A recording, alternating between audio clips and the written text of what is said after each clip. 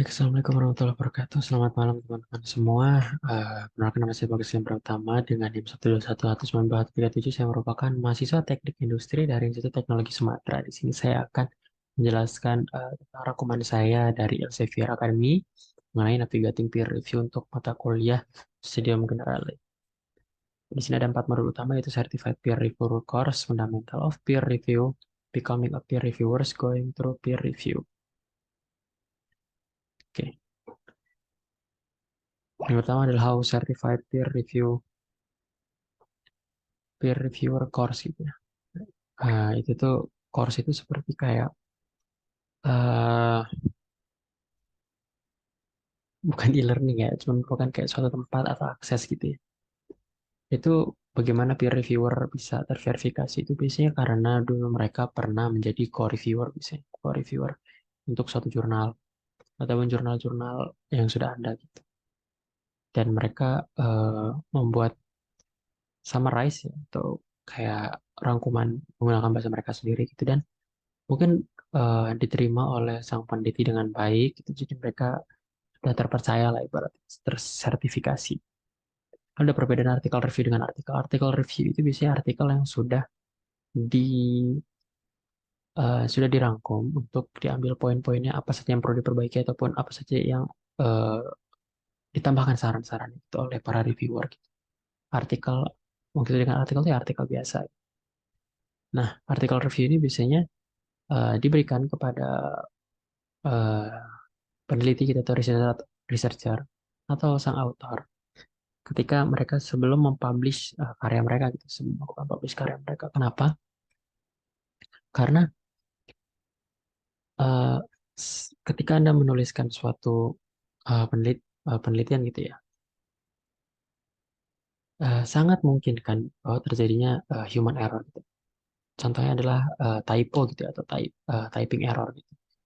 Itu sering terjadi gitu kan. Kayak terselip gitu kata-kata yang aneh gitu kan. Atau Anda ingin menulis kata tapi jadi KAAT gitu kan, kat.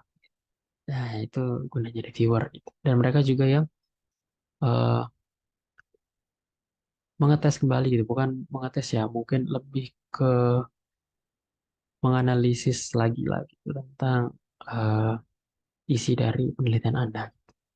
Lalu perbandingan antara artikel peer review dengan artikel review penelitian.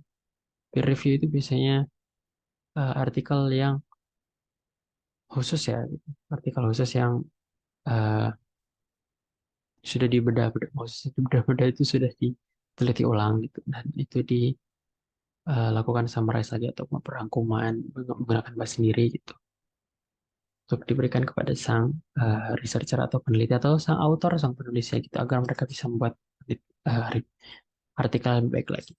Selanjutnya adalah how to write a helpful peer review report. Cara menulis laporan yang bermanfaat. Cara menulis itu yang pertama lakukan pertimbangan umum. Pertimbangan umum ini seperti dilihat kembali gitu ya, artikel yang akan direview itu. Apakah itu orisinal atau tidak? Apakah orisinal? Lalu dia juga referensi-referensinya. Nah, biasanya referensi-referensi ini seperti yang kita bilang tadi itu takutnya ada plagiarisme. Nah, itulah kenapa kita harus membuat laporan tentang review suatu artikel gitu.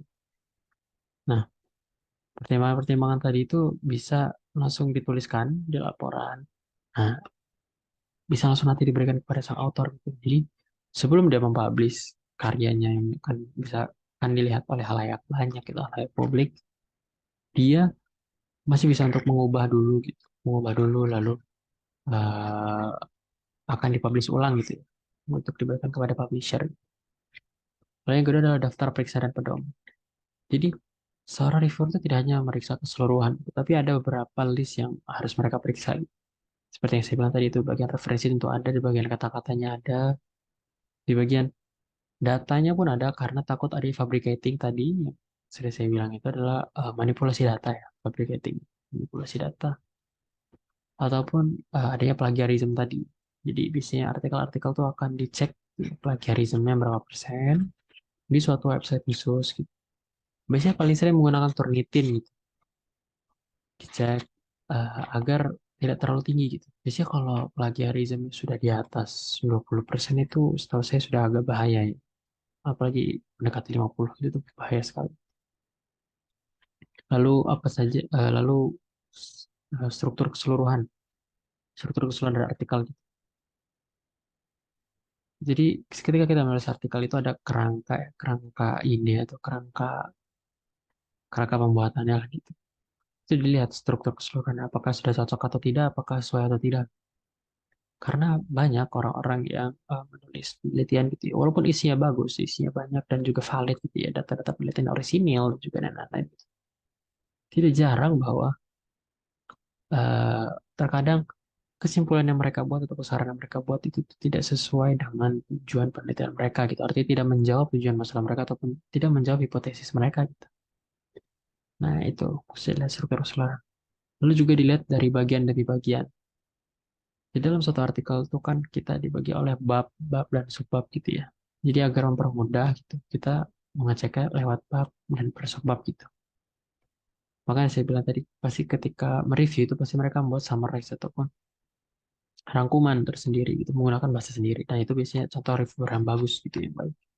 Mereka bisa membuat banyak summarize gitu, dari satu artikel saja dan juga bisa dicantumkan seperti saran yang baik seperti apa, terus bagaimana cara eh, menghindari kesalahan-kesalahan yang akan sering terjadi gitu di artikel tersebut.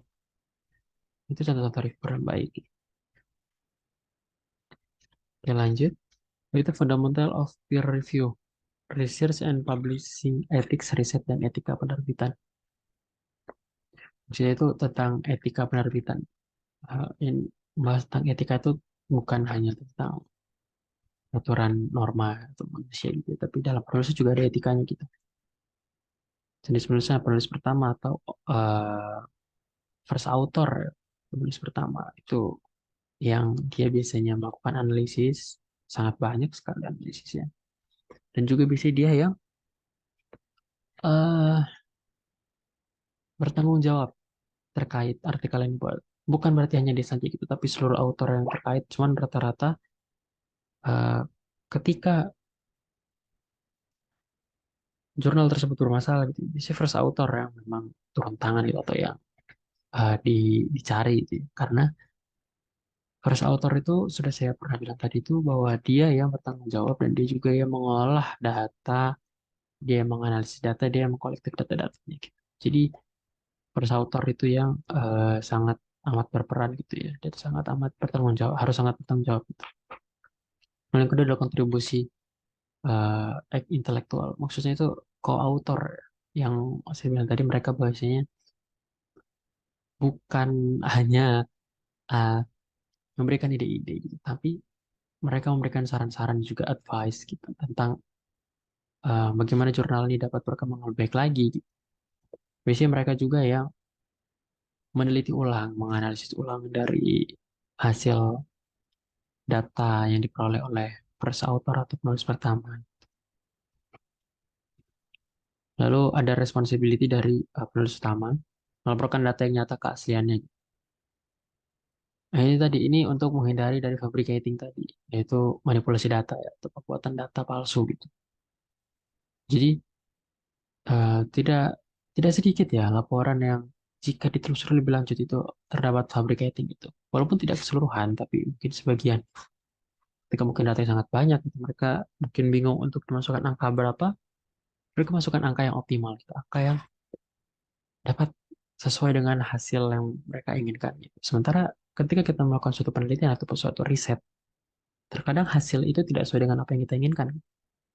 Ketika Anda ingin membuat sebuah gelas, terkadang gelasnya tidak langsung sempurna gitu ya.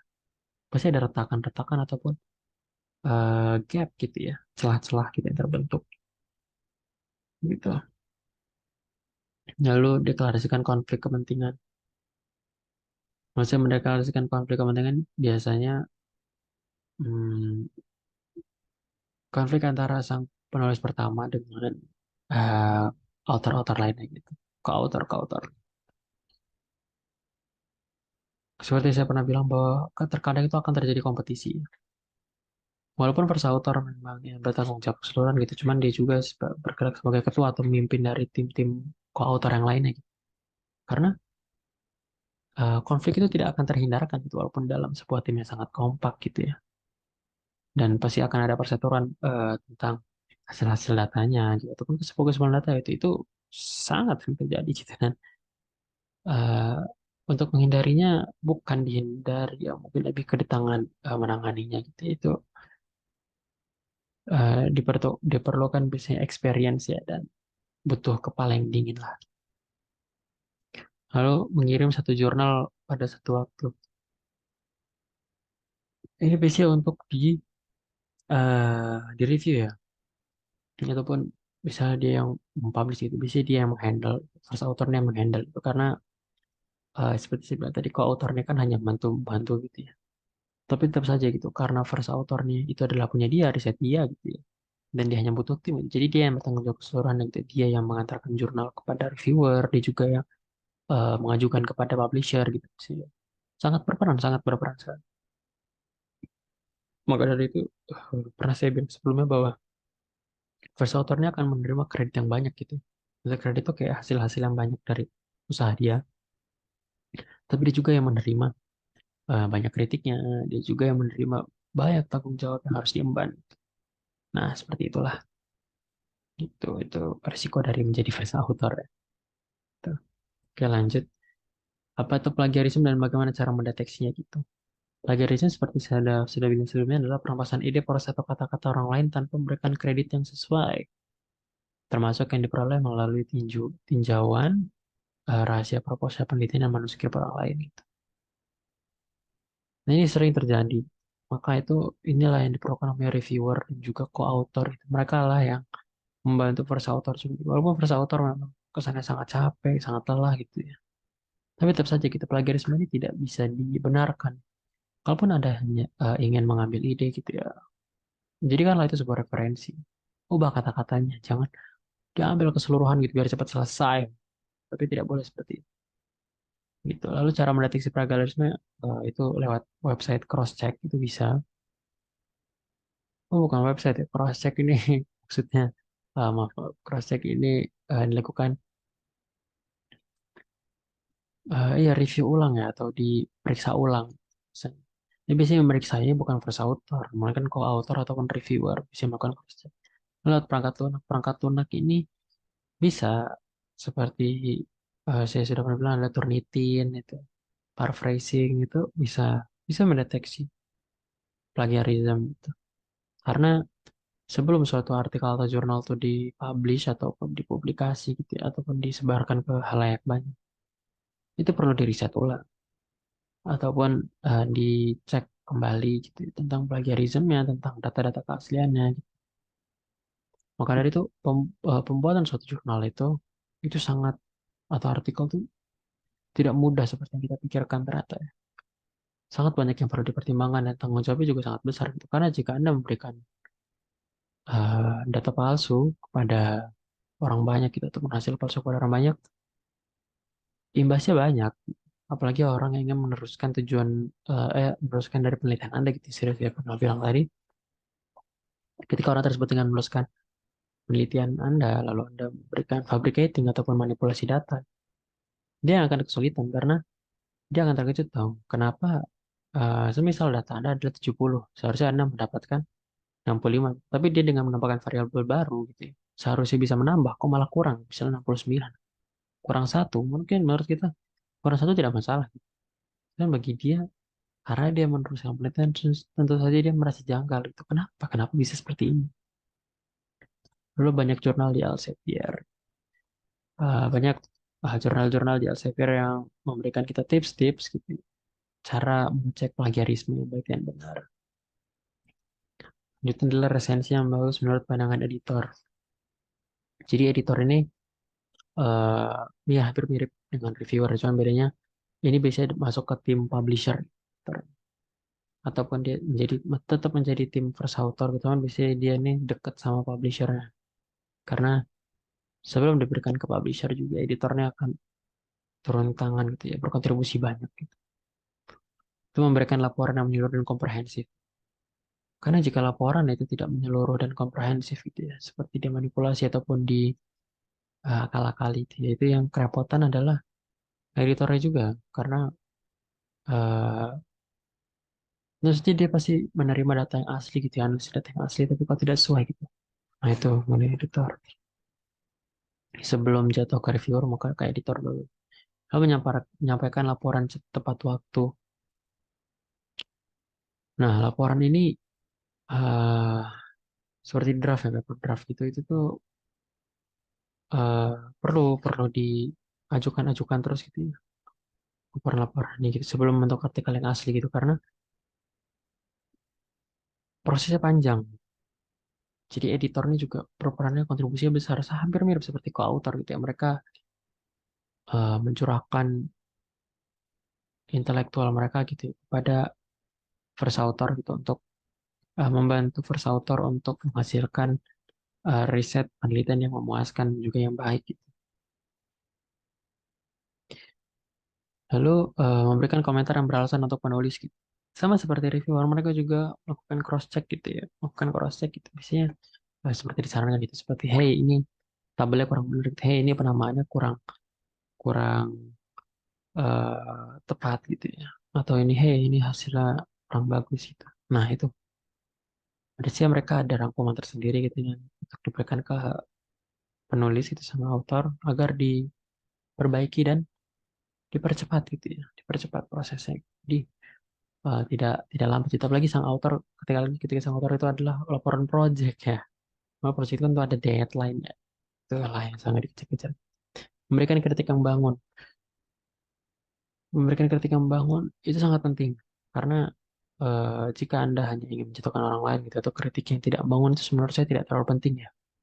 Karena kritik yang bangun itu bisa membuat kinerja timnya sangat bagus gitu. Apalagi jika sang author itu tidak tidak terlalu memikirkan gitu ya kritik-kritik yang mungkin sedikit tajam atau seperti apa gitu. Itulah ciri-ciri orang yang mau berproses gitu. Lalu menunjukkan objektivitas. Nah, ini yang tadi. Data-data yang dikumpulkan itu kan pasti kan valid ya, tidak dimanipulasi gitu. Nah, tentu saja yang dibahas itu tidak boleh bertele-tele ataupun mengarah ke hal-hal yang lain gitu. Nah, inilah fungsinya objektivitas tadi. Lalu memberikan rekomendasi yang jelas kepada editor. Nah, maksudnya rekomendasi yang jelas kepada editor tuh seperti referensi tadi tuh ya. Misalnya Anda bilang pada editor, "Nah, itu saya pengen referensi seperti ini gitu, penelitiannya seperti ini." Anda memberikan rekomendasi yang jelas kepada editor itu, atau ketika editor Anda memberikan catatan gitu ya, atau review gitu ya, laporan gitu kepada Anda, kepada sang penulis gitu. Nah, sang penulis juga, sang penulis itu tentu saja akan perbaiki gitu, lalu dia akan memberikan rekomendasi gitu. Bagaimana jika diginiin, menggunakan ini, menggunakan aplikasi ini, menggunakan eh, variabel baru ini gitu. Nah, itu akan terjalin kompakan tim yang bagus itu. Para editor juga author. Going through peer review. Peer review adalah suatu proses di mana karya ilmiah diperiksa oleh sekelompok ahli di bidang yang sama untuk pastikan memenuhi standar yang diperlukan sebelum diterbitkan atau diterima. Nah, seperti saya bilang tadi gitu, tentu saja orang-orang yang berani mereview ini itu biasanya sudah terverifikasi semua gitu, atau tersertifikasi, bukan terverifikasi, tersertifikasi gitu. Nah, ini yang eh, perlu diperhatikan oleh sang autor gitu ya. Sebelum Anda asal membuat penelitian gitu, ataupun melakukan jurnal penelitian, Anda bisa konsultasi dengan para reviewer-reviewer ini, gitu. Lalu Anda bisa juga konsultasi bersama editor Anda gitu. Seperti apa sih jurnal yang ingin Anda inginkan gitu. Lalu Anda berdiskusi juga dengan koautor Anda gitu. Seperti apa kira-kira hasil yang baik dan seperti itu. Lalu ada jenis-jenis editor, itu adalah tentang pemimpin redaksinya, redaktur rekan, asisten editor, editor khusus, dan redaktur pelaksana. Lalu tipe dari peer review itu adalah single blind. Single blind ini biasanya eh, menutupi identitas dari sang autor biasanya. Itu sang autor ditutupi identitasnya kepada para reviewer itu. Kalau double blind itu biasanya editor dan sang autor kalau saya tidak salah itu ditutupi identitasnya oleh reviewer, para reviewer itu. Kalau open ini identitasnya diketahui keduanya. Udah pihak edit baik editor maupun autor. Lalu post publication peer review. Biasanya sebelum eh, jurnal hasilnya dipublikasi gitu ya. Karya ilmiah yang diperiksa itu akan adanya post publication gitu akan dipublikasi kepada sang autor gitu untuk diberikan sebagai eh, revisi ya, bisa dibilang sebagai revisi. Lalu keputusan pertama revisi mayor atau minor revisi gitu. Ini ada putusannya gitu. Putusan minor itu layak untuk diterbitkan atau tidak. Elemen dalam manuskrip harus diperjelas, distrukturasi, dipersingkat atau diperluas. Lalu ada adaptasi tekstual.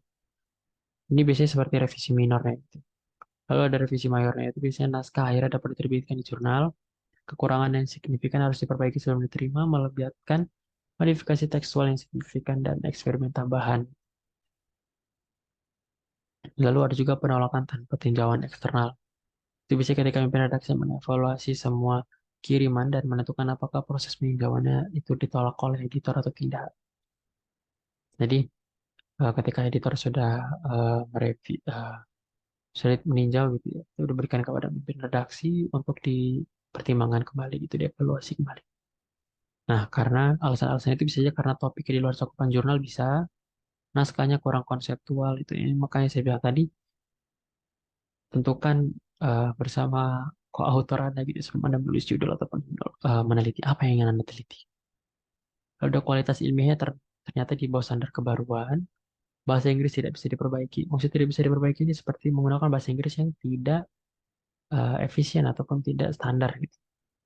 Ketika Anda ingin membuat jurnal yang internasional, gunakan bahasa Inggris yang mudah dipahami.